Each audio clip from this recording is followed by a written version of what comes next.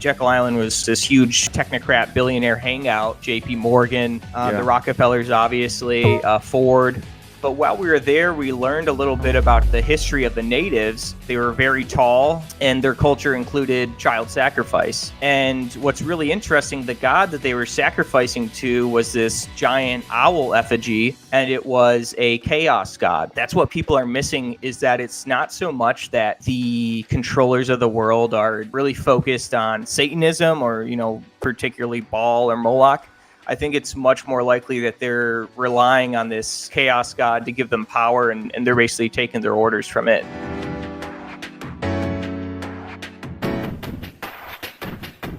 Are we talking about how we are all victims of fate that we have no control over? We're going into the age of Aquarius. We're going to have this Antichrist figure. It's all going to work out like that. Or is there leeway here? Great question. So I think at the core of that question, and it's something obviously that's really at the core of all these type of conspiracy theories, is, how much is chaos and how much is order? The idea that you write a story and that it affects the mass subconscious of the, you make something into the pop culture, you basically program the population's minds with these different archetypes. So it teaches them what a hero looks like, what's justified, what's a moral code, do the end justify the means? Say, what's a super cool superhero that, is going to save the whole world at the end?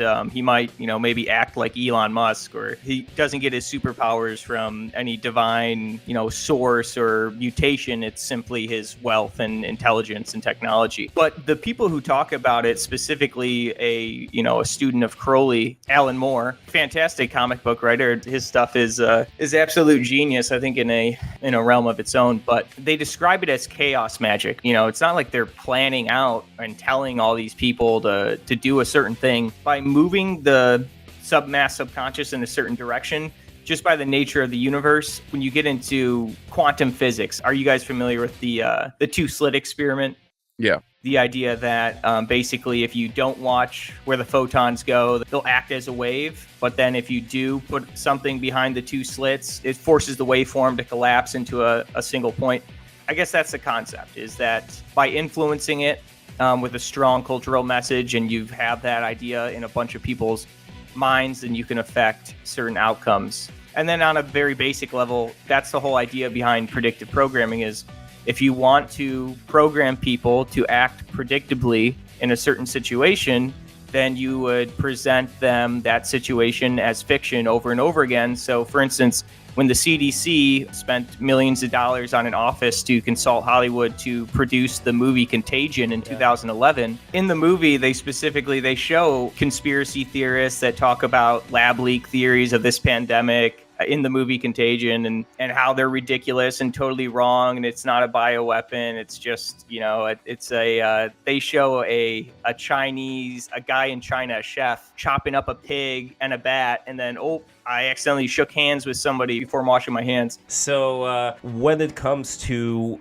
the Sigmund Freuds of the world and all of these world controllers, are they themselves not programmed to be the programmers? Okay, so here's a quote from All the Pretty Horses by Cormac McCarthy, which is one of his great books. My fifth favorite, though, but it's amazing. Yeah. For me, the world has always been more of a puppet show, but when one looks behind the curtain and traces the strings upward, he finds they terminate in the hands of yet other puppets, themselves with their own strings which trace upward and turn, and so on. In my own life, I saw these strings, whose origins were endless, enact the deaths of great men in violence and madness, enact the ruin of a nation. Cormac McCarthy, All the Pretty Horses. Thank you very much. Very Gnostic, if you think about it. Bravo. All of his work is Gnostic, I think. Yeah. Yeah. You want to know why I think it's Gnostic? Well, go ahead, Drew. You first. So 100% I agree. And that's actually another quote by Alan Moore. He's like, the idea that everything is planned. Mind you, two of his works, specifically Watchmen and V for Vendetta, I think are two of the biggest examples of predictive programming and some of the most scarily accurate, especially given that he talks about his work being magic. He's like, it's a comforting idea that, there's people controlling everything and it's conspiracy, but it's all chaos that,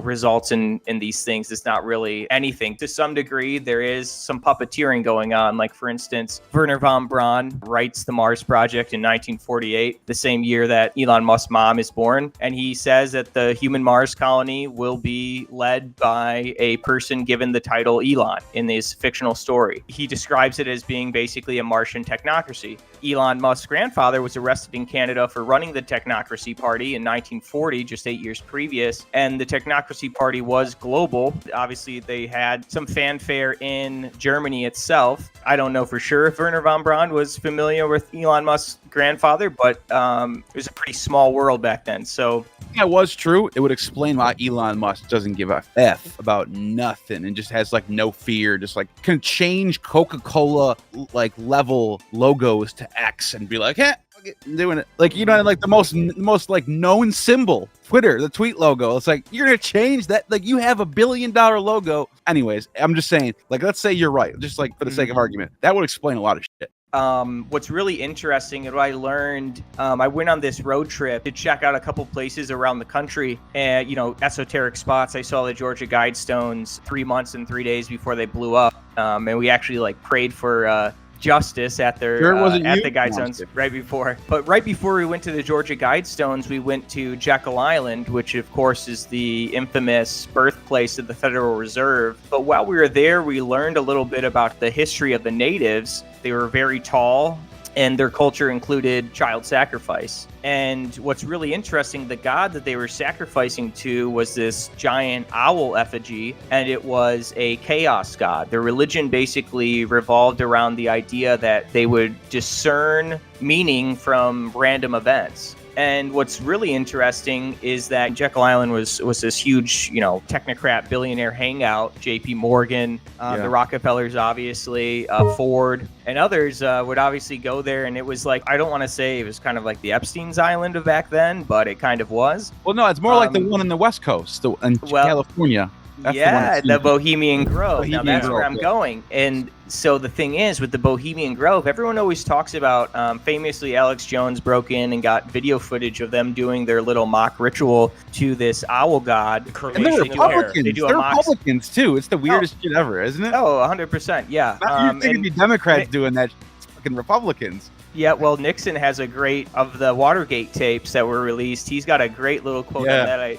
I highly recommend everybody look up. I don't know if I'm allowed to quote him on YouTube, but only if you're gay. So, but yeah, exactly. It's my word. I can say it. But anyways, people talk about the effigy god, the owl god that they're sacrificing to. People call it Moloch. They call it Baal.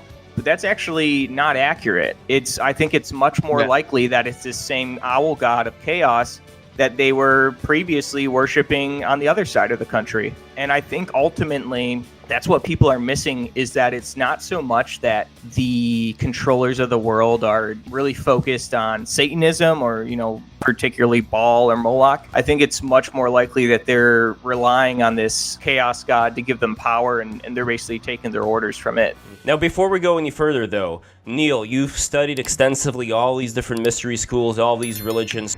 Where exactly would this particular owl deity line up in the history? Well, you got Minerva and Athena, who are... We also visited the Pantheon in Nashville, where they have the gigantic Athena with the owl inside. Yeah, that's kind of like the extent of owls as gods. Like Moloch is never, in the ancient, as far as ancient texts go, is not depicted as an owl. At least I've never seen it. That kind of like takes on its own thing later on. Like, I don't know when that started, 18th, 19th century, who knows? But yeah, that's sort of a modern depiction of Moloch. Well, Moloch's more like a title for Baal. Baal and Moloch are kind of the same thing. Baal means Lord, Melech means king, so Moloch comes from that. It's a Canaanite god. It's basically one of the various Canaanite gods. How can we differentiate him from, let's say, something like Yahweh, for instance?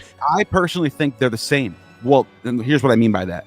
You have a pantheon in the north where El is the chief deity, and his son is Baal. There's no Yahweh in this pantheon. In the south, there's a similar pantheon. El is still the chief deity, but his son is Yahweh, and there's no Baal. So there's like competing pantheons in the north. So what I think happens is, as Israel becomes more monotheistic, El and Yahweh get synchronized. In the north, Baal becomes the enemy. That's why you see in the Old Testament, the priests of Baal are fighting against the priests of Yahweh. And the priests of Yahweh win because that's who they worship. So I think it's a polemic being played there, and I think that's what I think they're polemicizing the old rites. Asherah and Baal are the gods that Queen Jezebel is a queen in the north. She's a royal queen. Why is she worshiping Asherah and Baal? Because that's what they worship. That's a real thing. So what they're doing in the text, I think, is they're detaching themselves, divorcing themselves from those old ways, saying that's not the true way. This is the true way. We fought against you. The prophets of Yahweh, Elisha defeated the 100 prophets of Baal, and then Elijah sent down fire from heaven. All that stuff. Anyways, what I'm basically getting at is that I think Yahweh and Baal are pretty much two gods from similar pantheons competing. Interesting. And where would you say, by the way, this lines up with, for example, the Phoenicians, where a lot of these child sacrifice type deals seem to go hand in hand with Phoenician civilization? We know that Israel was not that well known back in the day, but Phoenicia certainly was. It had colonies in Greece. It allegedly had colonies in the United States. Everywhere. Where it was I don't know about that part. Well, where it was mining for like the copper and mining for tin in Britain and stuff like that. Britain. They were in Britain, yeah. They were everywhere. Africa, Britain, Greece, North, everywhere. They had. But what I'm getting to though is like the Phoenicians. Would that be in your mind, Drew and Ben? Curious what you think of this as well. Like, would this be the big bad? Would this be like when we're talking about all of these satanic mystery schools that do a lot of all this bad shit? Real quick, let me tell you where that comes from. There's a text that's passed down, translated into Greek. We lost the original. It was a Phoenician text. We have a translated version by a guy named Philo from the city of Byblos, a Phoenician city. And he says he translated the text from a guy named Sancho Nietan, a Bronze Age priest from 1200 BC. That's when writing first started. So this is one of the oldest texts ever. We had it, we don't have it. But he says this is the translation, and in this text. You have El. And this is what Philo says. El, who we call Kronos, which is deified as Saturn. He sacrificed his only son, Yedud, Iedud. Yeah, dude. As an offering to heaven, Uranos, the god Uranos, the heaven god. And he said, everybody from this day forward needs to follow this rite. So you get this human sacrifice the firstborn son. Rite comes out of that. Then later on, it says that Saturn circumcised himself, and that became a replacement for the human child sacrifice thing. That gets brought into the Bible as Abraham's story. It gets turned into a historical event rather than a mythology event. But the rumor that according to the Romans, the Carthaginians, who are the descendants of the Phoenicians, were still carrying out these child sacrifice rites. That's according to the Romans. According to the Carthaginians, they're like, no, we didn't do that shit. But it's he says, he says. You be the judge. Neil, a question too. Yes, for you later. can. Because he was going to say something about the puppet thing and about it being Gnostic. There. Thanks for reminding me about that. Yeah. So in Gnostic thought, the idea is the god of this world, the Demiurge, which means creator or craftsman in Greek. He thinks he's it. He thinks he's the only god that exists. He's the highest that there is, and everyone needs to worship him, and that he's in control. But he doesn't realize he's got gods above him. Mm-hmm. Sophia being one of them, wisdom, goddess. He's got strings on him, just like the Demiurge has the strings on us.